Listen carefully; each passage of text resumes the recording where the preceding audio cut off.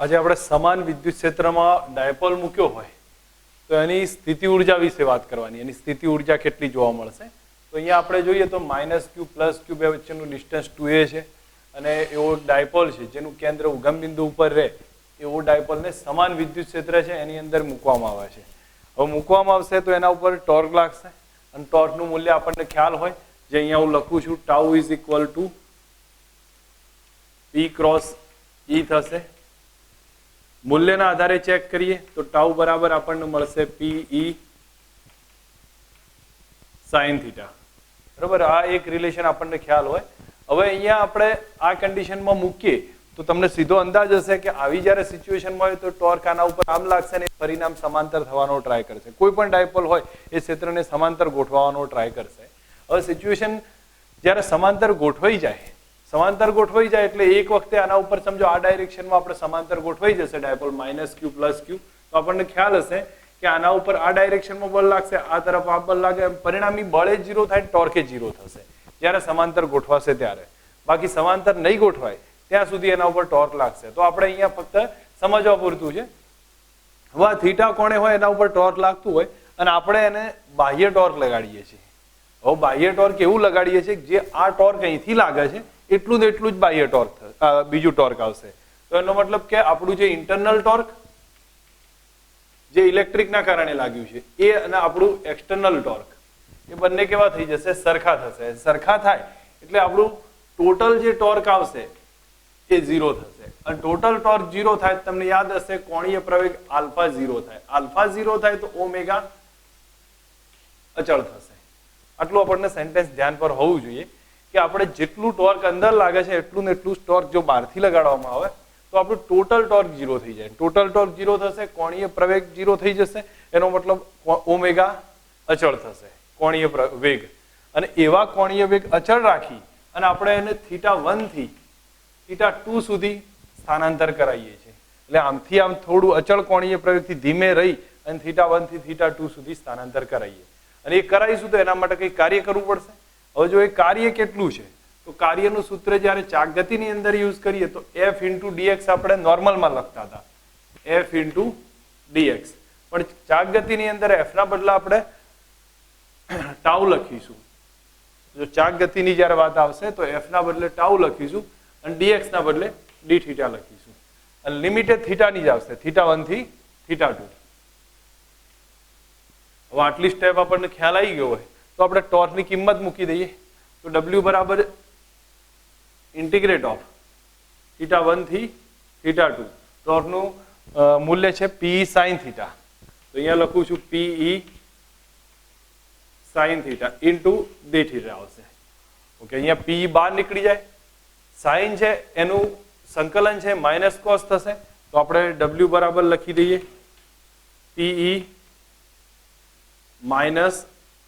-cos θ limit θ1 થી θ2. અંદર કિંમત મૂકીએ તો માઇનસ આગળ બહાર કાઢી નાખીએ અથવા અંદર જ રાખીને રિલેશન લખવા ટ્રાય કરીએ તો PE cos θ1 cos θ2. ઓકે, પહેલા θ2 લખીશું એ માઇનસ હશે, માઇનસ માઇનસ પ્લસ થશે, cos θ1 તો cos θ1 પહેલેથી જ બહાર લાવી દીધા છે, cos θ1 cos θ2. આટલું કાર્ય થાય જે આપણા માટે ઘણીવાર કાર્યનું ઇક્વેશન પૂછાશે કે આને θ1 થી θ2 સ્થાનાંતર કરાવીએ તો કાર્ય કેટલું કરવું પડે ડાયપોલને. તો આટલું કાર્ય કરવું પડશે. દરેક જણા ધ્યાન રાખે PE cos θ1 cos θ2. હવે આ જે કાર્ય થયું છે એ ઉર્જા રૂપે સંગ્રહિત થશે.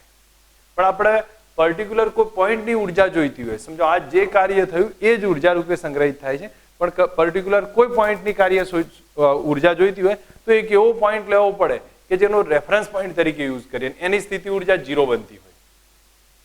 તો આપણે એક વસ્તુ સમજવાનો ટ્રાય કરીએ કે સ્થિતિ ઉર્જા 0 એક તો અનંત અંતરે બનશે. આપણે એની વાત અત્યારે નહીં કરવી, પણ એક એવો પોઈન્ટ બનતો હોય કે જ્યાં સ્થિતિ ઉર્જા 0 બને. તો અહીંયા સમજો થીટા જ્યારે હું π/2 લખી દઉં છું તો cos π/2 0 આવે છે. એનો મતલબ કે જ્યારે ડાયપોલ આ કન્ડિશનમાં હશે, ઊભો હશે, ત્યારે ખૂણો π/2 થશે, એ વખતે 0 આવશે. તો હવે 0 આવે છે તો આપણે એક કામ કરીએ, આની કિંમત અહીંયા મૂકવાનો ટ્રાય કરીએ. આપણે θ1 π/2 લઈ લઈએ, આ θ2 છે, θ1 π/2 લઈએ ત્યાંથી આપણે થીટા સુધી લાવવાનો ટ્રાય કરીએ છીએ. તો અહીંયા લખું છું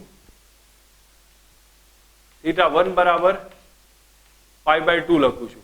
તો ત્યાંની સ્થિતિ ઉર્જા તો 0 હશે, તો બાકી જે રહેશે જે તે પોઈન્ટની સ્થિતિ ઉર્જા મળી જશે. સમજો π/2 ની સ્થિતિ ઉર્જા આપણને ખ્યાલ છે કે 0 છે, તો એ કન્ડિશનમાં પછી એને ગમે ત્યાં લાવીશું તો એ પોઈન્ટની સ્થિતિ ઉર્જા આપણને જોવા મળશે. તો θ2 છે એના બદલે θ લખી દઈએ છીએ. હવે કિંમત મૂકીએ તો W એ જ આપણા માટે સ્થિતિ ઉર્જા થઈ જશે. તો U બરાબર આપણે ચેક કરીશું તો PE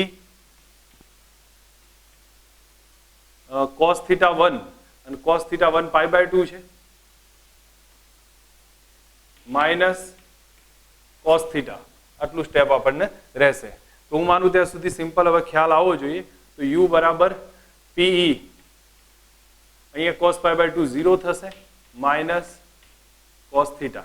તો U બરાબર ચેક કર્યું તો કેટલું આવ્યું? Minus PE cos θ. આ એક ધ્યાન રાખવા જેવું અગત્યનું ઇક્વેશન આવ્યું છે જે સ્થિતિ ઉર્જાનું છે.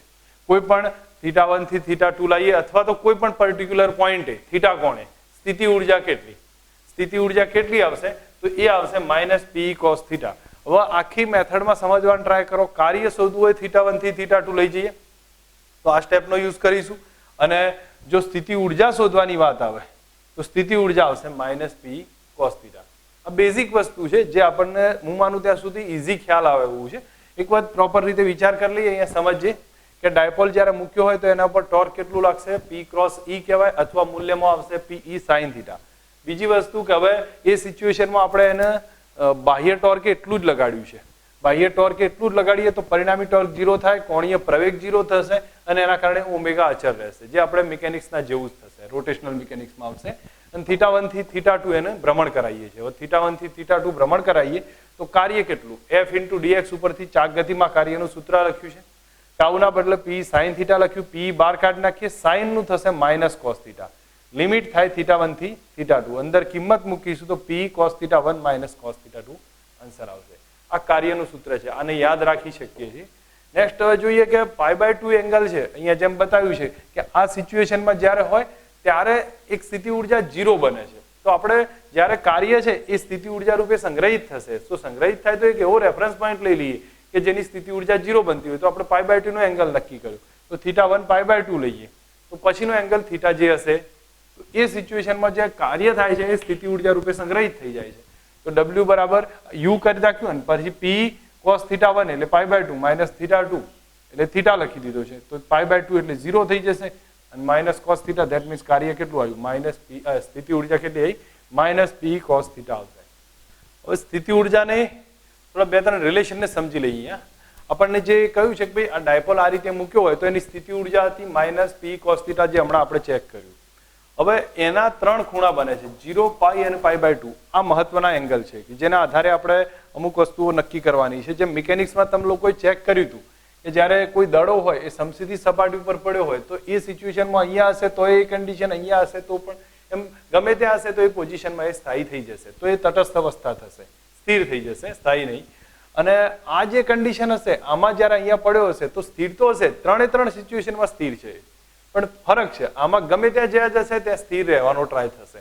આની અંદર જોઈશું તો આમ સહેજ હલાઈશું આને તો એ નીચે આવી જશે, એકવાર નીચે આવ્યા પછી ઉપર નહીં જાય. તો આ અસ્થાયી કન્ડિશન કહેવામાં આવશે. આ તટસ્થ કન્ડિશન ગણી, આ અસ્થાયી થઈ. અને આ જે સિચ્યુએશન છે એમાં શું થશે કે આને ગમે ત્યાં મૂકીશું, ઉપર લઈ જઈશું તોય પાછો નીચે આવી જશે, અહીંયા લઈ જઈશું તોય પાછો નીચે આવશે. તો આ સ્થાયી અવસ્થા છે. તો આપણી પાસે ત્રણ પોઝિશન છે, તટસ્થ, અસ્થાયી અને સ્થાયી. હવે એને આપણે આ ડાયપોલની આ ત્રણ કન્ડિશનને કઈ રીતે સેટ કરવી તો એક સમજ રાખજો. હું પહેલા આપણે નોર્મલ સિચ્યુએશન આપણે ચેક કરીએ, પછી આપણે એના આધારિત આકૃતિ ઉપરથી ચેક કરીએ છીએ. જો θ 0 લઈએ તો એ સિચ્યુએશન સ્થાયી બને છે. હવે કઈ કન્ડિશનમાં છે અહીંયા લખું, θ 0 હોય તો cos 0 1 થશે અને cos 0 1 હોય તો U બરાબર માઇનસ PE થાય. જે તમને અહીંયા દેખાશે cos θ છે તો માઇનસ PE થશે. ટૂંકમાં નેગેટિવ એનર્જી છે. નેગેટિવ એનર્જી કન્ડિશનમાં મોટા ભાગે સ્થાયી અવસ્થા જોવા મળે છે. તો એ સિચ્યુએશનમાં અહીંયા ચેક કરીએ તો જે આ સિચ્યુએશન ત્યારે જ આવે સ્થાયી અવસ્થા θ 0, એનો મતલબ ડાયપોલ જે છે એ ક્ષેત્રને સમાંતર ગોઠવાઈ જાય. હવે ક્ષેત્રને સમાંતર ગોઠવાય ત્યારની કન્ડિશનમાં આ સિચ્યુએશન જોવા મળશે. તો આ એક અગત્યનું રિઝલ્ટ આવ્યું, સ્થાયી અવસ્થા આને કહેવામાં આવશે. હવે અસ્થાયીની વાત કરું તો અસ્થાયી 180 માટે આવશે. તો આપણે થીટા જ્યારે પાઈ લઈએ છીએ તો એ સિચ્યુએશનમાં તમે વિચાર કરો cos પાઈ કેટલા થશે? -1 થાય તો સ્થિતિ ઉર્જા આવશે માઇનસ માઇનસ પ્લસ થઈ જશે. આમાં મૂકીશું તો P જેટલી એનર્જી આવશે. આ વધારે એનર્જી છે. જે ખૂટતી ઉર્જા હોય તો મોટા ભાગે આ સિચ્યુએશન બનતી હોય, પણ હાઈ એનર્જી કહેવાય તો આ અસ્થાયી અવસ્થા છે. એ સિચ્યુએશનમાં ડાયપોલ ઊંધો હશે એમ ધારી લો. ખૂણો ઊંધો આમ જે હતો એના બદલે ઉલટો થઈ ગયો હશે અને સહેજ હલાવવામાં આવશે એટલે ડાયપોલ તરત પાછો મૂળ સ્થિતિમાં આવવાનો ટ્રાય કરશે. ધેટ મીન્સ એ ફરીથી પાછો એના એ પોઝિશનમાં નહીં જાય. અસ્થાયી અવસ્થા છે. અને આ જે 90 નો એંગલ બને છે જ્યાં સ્થિતિ ઉર્જા જ 0 છે તો એ જમીન લેવલ કહી શકીએ, બોટમ છે. તો એ સિચ્યુએશનમાં સ્થિતિ ઉર્જા 0 ગણીએ. આ નેગેટિવ છે, આ પોઝિટિવ આવી અને આ 0 છે તો એ તટસ્થ અવસ્થા છે. અહીંયા થીટા આપણે અહીંયા 180 આવશે. અહીંયા આપણે થીટા લઈશું તો એ 90 અથવા π/2 લઈશું. આની અંદર cos π/2 એ 0 થશે. cos π/2 0 થઈ જાય તો આપણા માટે સ્થિતિ ઉર્જા એ કેટલી આવશે? 0 આવશે. આ ત્રણે પોઝિશન હું માનું ત્યાં સુધી પહેલા તો સમજ આવી ગયો અને પછી એના આધારે આપણે ધ્યાન રાખવાનું છે કે ક્યાંક ના ક્યાંક એનો નાનો મોટો ઉપયોગ આવે તો આપણને ખબર હોય. એ ડાયપોલની સ્થિતિ ઉર્જાનો ક્વેશ્ચન આવે આપણને અથવા તો એ ટોપિક સમજીએ અહીંયા તો ડાયપોલની સ્થિતિ ઉર્જામાં જે અહીંયા થિયરિટિકલ લખ્યું છે કે અહીંયા આકૃતિ દર્શાવી છે. આકૃતિમાં એક ડાયપોલ -q +q નો એક ડાયપોલ મૂકેલો છે. સમાન વિદ્યુત ક્ષેત્ર છે. તો અહીંયા +q -q ધરાવતો એક ડાયપોલ સમાન વિદ્યુત ક્ષેત્રમાં મૂક્યો છે. એ મૂકવામાં આવશે તો એના ઉપર ટોર્ક કેટલું લાગશે? તો ટોર્ક લાગશે P × E. એના બદલે P sin θ પણ લખી શકીએ છીએ. હવે જ્યારે આ સિચ્યુએશન બતાવી છે તો એમાં જોયું છે કે આના કારણે એ ડાયપોલ ભ્રમણ કરવાનો પ્રયત્ન કરશે. ડાયપોલ ત્યારે જ ભ્રમણ નહીં કરે જ્યારે ક્ષેત્રને સમાંતર ગોઠવાય અથવા પ્રતિ સમાંતર, જે કૌંસમાં ફક્ત સમજૂતી માટે આપ્યું છે. હવે મેં તમને આગળ સમજાવ્યું હતું એ પ્રમાણે એક્સટર્નલ ટોર્ક એવી રીતે લગાડો જેના કારણે પરિણામી ટોર્ક 0 થાય. પરિણામી ટોર્ક 0 થાય તો એનો મતલબ થશે કે એનો કોણીય પ્રવેગ 0 થઈ જશે. એટલે કોણીય પ્રવેગ સિવાય લખ્યું છે. સૂક્ષ્મ અચળ કોણીય ઝડપથી એ ગતિ કરશે અને ગતિ કરે તો θ0 થી θ1 સુધી લઈએ. આપણે θ1 થી θ2 લીધું તો અહીંયા θ0 થી θ1 સુધી લઈ જવામાં આવશે. તો કાર્ય કેટલું થાય? તો કાર્યનું સૂત્ર θ0 થી θ1 τ × dθ છે. ઓકે, ટાઉનું સૂત્ર P sin θ × dθ. અને પછી તમે ડાયરેક્ટ ઇક્વેશન લખો જે અમે આગળ સમજૂતી આપી હતી P cos θ1 - cos θ2 અથવા cos θ0 - cos θ1.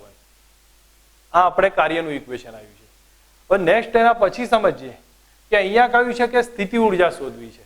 તો સ્થિતિ ઉર્જા માટે એક રેફરન્સ પોઈન્ટ લેવો પડશે. એ રેફરન્સ પોઈન્ટ બને ત્યાં સુધી એવો લઈએ કે જેની સ્થિતિ ઉર્જા 0 બનતી હોય. તો આપણે π/2 નો એંગલ લઈ લઈએ. તો એટલા માટે અહીંયા કહ્યું છે કે સ્થિતિ ઉર્જા માટે નમન કોણ પર ડિપેન્ડ છે અને આપણે એક એવો પોઈન્ટ લઈશું જ્યાં સ્થિતિ ઉર્જા 0 ગણવી છે.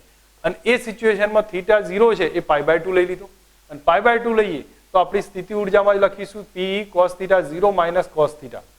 તો આપણે -P cos θ -P cos θ. That means અહીંયા મારાથી આગળ સમજાવવાનું રહી ગયું હતું, હું ફરી કહું છું. -P cos θ એટલે P બાર ડોટ E બાર થાય. -P બાર ડોટ E બાર એટલે -P cos θ પણ આવશે, જે ડોટ પ્રોડક્ટના આધારે P લખી શકીએ છીએ.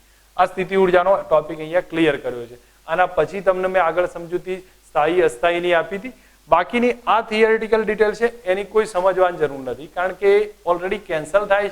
ટોટલ એનર્જી એ રીતે ગણવામાં આવી છે કે QR1 QR2 જે સ્થિતિ ઉર્જા ગણતા હતા Q × VR1 અને Q × VR2 આ જે સ્થિતિ ઉર્જા ગણતા હતા તો એમાં એક પ્લસ છે એક માઇનસ છે અને બીજું 2 પોઈન્ટને આધારે ગણીશું ટોટલ એનર્જી 0 થઈ જાય છે. એટલે અહીંયા જેમ ફાઇનલમાં લખ્યું છે ટોટલ એનર્જી 0 બને છે. તો એ એનર્જી કાઉન્ટ કરવાની સમજાવવાની કોઈ જરૂર બનતી નથી. તો હું માનું ત્યાં સુધી આટલા સુધી આગળ લખવાની જરૂર નથી. જ્યારે આપણને ક્વેશ્ચન પૂછાય ડાયપોલની સ્થિતિ ઉર્જા સમજાવો તો અહીંયા સુધી જ આવશે, એનાથી આગળ વધારે લખવાની જરૂર નહીં પડે.